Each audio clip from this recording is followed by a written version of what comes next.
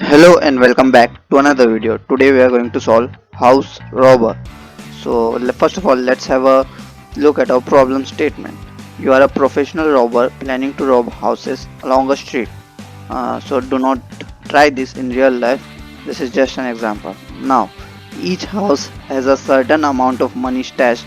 The only constraint stopping you from robbing each of them is that adjacent houses have security systems connected and it will automatically contact the police if two adjacent houses were broken into on the same night.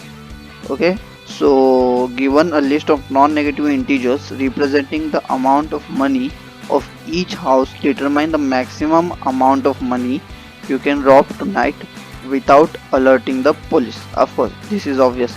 If you are someone who wants to rob houses, you do not want to alert the police. So that was our problem statement, and now let's have a look at our examples.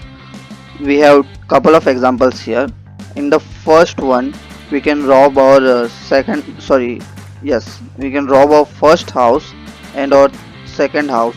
So we will get 4 units of money or something. Okay, so that is the maximum number of units we can rob.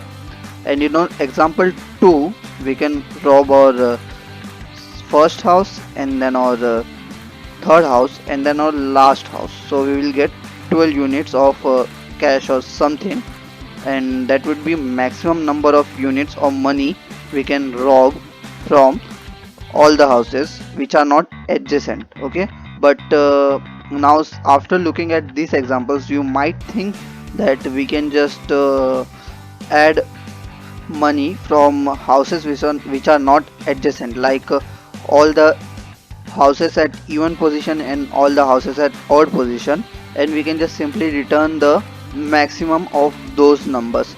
It will work for this particular example, but there might be a situation where you want to skip more than one house. Maybe you want to skip two houses to get a best possible or the maximum value. So in such cases that won't work. So how do we solve this problem? We have to use dynamic programming. Now let's have a look at our implementation. So first of all, what I would like to do is I would like to store length of our array in a variable, because whenever we are using length more than once, I think we should just store it in a variable. It makes it much more convenience to use the length as compared to calculating it again and again. So now we will have three if conditions before implementing our logic. If our nums is equals to null, or maybe our length is equals to 0, then we will just return 0 because we can't rob anything if there are no houses, and now, or if there is no money. And now we will check if our length is equal to 1, then since we have only one house, we will just rob that single house. And now we will have another condition. If length is equals to 2, then it's simple, it's fairly straightforward.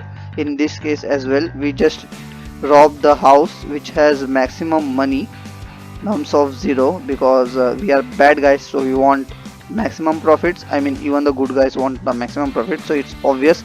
And now we will have a integer array, and I would call it robs is equals to new int or length, and its first element would be robs of 0 would be equal to or nums of 0, because whenever we are robbing our first house, our maximum number or maximum amount of money that we will rob is definitely going to equal to our nums of 0, or the amount in our first house, and the robs of 1 would be equal to nums of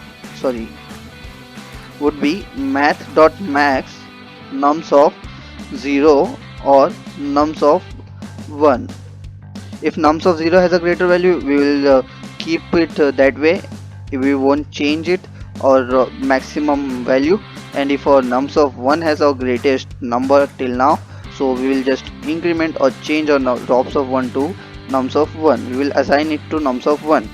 And now we will have a for loop. Integer I is equals to 2, because we have taken care of 0th element and first element. so we will go from 2 to while I is less than or length and I plus plus, a classic for loop. And now inside of for loop we will have robs of I would be equal to math dot max.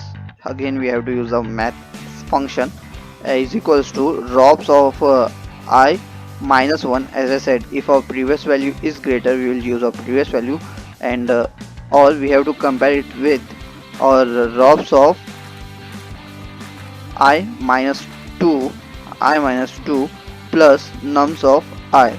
So nums of I is the money in our current house, and robs of I minus 2 is the money one house before our current house. Like if our nums of I is 3, so robs of I minus 2 is the money we had when we robbed our first house, because we have to prevent adjacent houses, as you might remember. So that's why we will calculate this, and if our current value is less than this value, so we would just keep our robs of I equal to robs of I minus 1, or this one, basically the maximum one. And now we can just return robs of length minus 1, because our last value is definitely going to be the maximum value. Yeah, we got the right answer and it's accepted. So thank you for watching my video. If you like this video, please consider subscribing to my channel, and I will keep making such videos for you.